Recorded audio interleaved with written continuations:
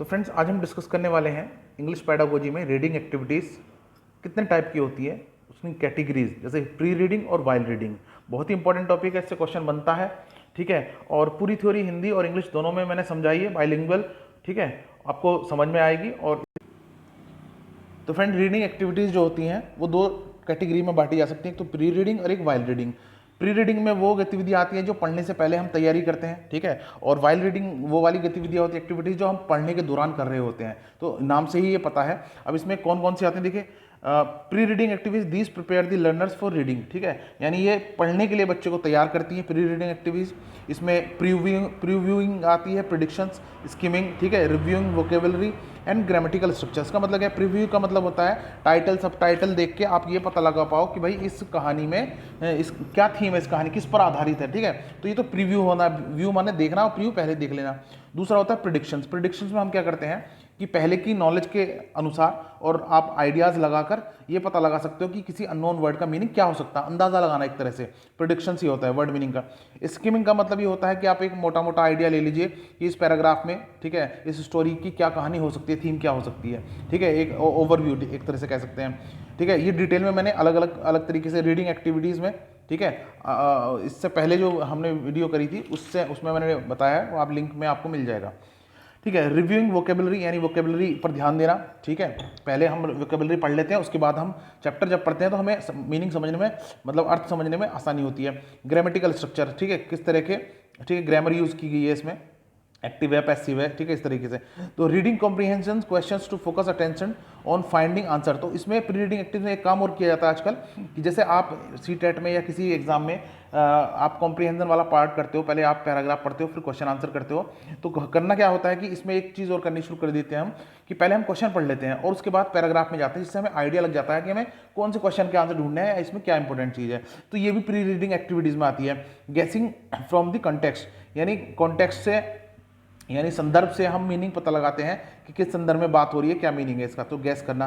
तो इन गतिविधियों से होता क्या है, these activities are very crucial at lower levels of language proficiency. और प्राथमिक कक्षाओं में ये बहुत ही इंपॉर्टेंट एक्टिविटीज है, जिसमें प्री रीडिंग एक्टिविटी हम कहते हैं। ठीक है, यानी पढ़ने से पहले की तैयारी। तो प्राथमिक कक्षाओं में पहले बच्चों को तैयार करा जाता है, उसके बाद चैप्टर में जाते हैं। तो वर्ड मीनिंग इसका एक बहुत अच्छा उदाहरण है कि आप बच्चों को पहले उस चैप्टर के वर्ड मीनिंग लिखवा दीजिए, उनको याद करवा दीजिए, और उसके बाद आप चैप्टर पढ़ोगे तो बच्चों को अच्छे समझ में आएगा। ठीक है, तो ये एक इंपॉर्टेंट, इनसे क्वेश्चन बनते हैं, कैसे बनते हैं वो हम लास्ट में डिस्कस करेंगे। वाइल रीडिंग एक्टिविटीज क्या होती है देखते हैं।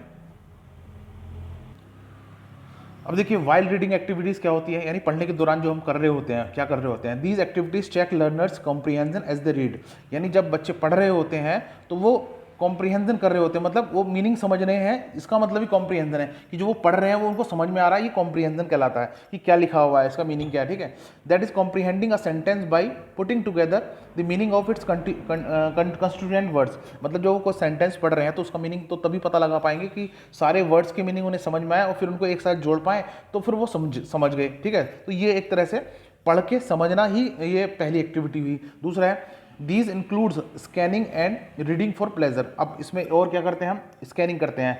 प्री रीडिंग में स्किमिंग कर रहे थे, यानी एक मोटा मोटा आइडिया ले रहे थे, ठीक है, कि इसमें क्या कहानी हो सकती है। स्कैनिंग का मतलब होता है किसी पर्टिकुलर वर्ड या पर्टिकुलर इन्फॉर्मेशन को हमारे दिमाग में लगना। जैसे हमने कोई पैराग्राफ पढ़ा, ठीक है, तो हमने कोई पैराग्राफ पढ़ा कि भाई इंडियन इंडिपेंडेंस के बारे में, भारतीय स्वतंत्रता आंदोलन के बारे में, ठीक है, तो 15 अगस्त सन 1947 को भारत आज़ाद हुआ। तो जब हम कुछ पढ़ रहे हैं और हमारी ये याद रह गया कि 15 अगस्त को, ठीक है, 1947 को याद रहा, तो ये जो इन्फॉर्मेशन है, ये पर्टिकुलर इन्फॉर्मेशन है, ये स्कैनिंग से निकलती है। तो जब हम पढ़ रहे होते हैं तो स्कैनिंग भी कर रहे होते हैं इंपॉर्टेंट चीज़ों की।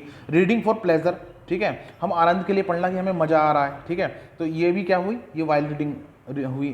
उसके बाद है इंटेंसिव रीडिंग। इंटेंसिव रीडिंग का मतलब होता है बहुत, ठीक है, रीडिंग फॉर थोरोस अंडरस्टैंडिंग। इंटेंसिव का मतलब बहुत डिटेल में जाके चीज़ों को पढ़ना, ठीक है, डिटेल में जाके। रीडिंग फॉर थोरो अंडरस्टैंडिंग, बहुत अच्छे से समझ में आए। उसके बाद so that they can answer carefully chosen question. और इसका मतलब ये है कि जब हम पढ़ रहे होते हैं तो हमें इसलिए पढ़ रहे होते हैं कि हम लास्ट में जब क्वेश्चन आंसर करेंगे तो वो कर पाएँ। तो इंटेंसिव रीडिंग का मतलब ये हुआ। ठीक है, तो इनको मैंने डिटेल में बताया है। उसके बाद हम अब नेक्स्ट वीडियो में पढ़ेंगे रीडिंग एक्टिविटी, कौन सी गतिविधियाँ हैं, क्योंकि ये बहुत इंपॉर्टेंट है कि बच्चों को, आपको पता तो होना चाहिए कि कौन सी गतिविधियों के माध्यम से रीडिंग सिखाई जा सकती है। तो रीडिंग एक्टिविटीज़ कौन कौन सी करवानी चाहिए वो हम अब नेक्स्ट वीडियो में पढ़ने वाले हैं। उसका लिंक भी आपको इसके डिस्क्रिप्शन में मिल जाएगा, नहीं तो प्लेलिस्ट में चेक कीजिए। ठीक है, तो मिलते हैं फ्रेंड्स नेक्स्ट नेक्स्ट वीडियो में। अगर ये वीडियो पसंद आई है तो चैनल को सब्सक्राइब कर लीजिए और कमेंट करके बताइए, ठीक है। मिलते हैं नेक्स्ट वीडियो में, तब तक के लिए धन्यवाद।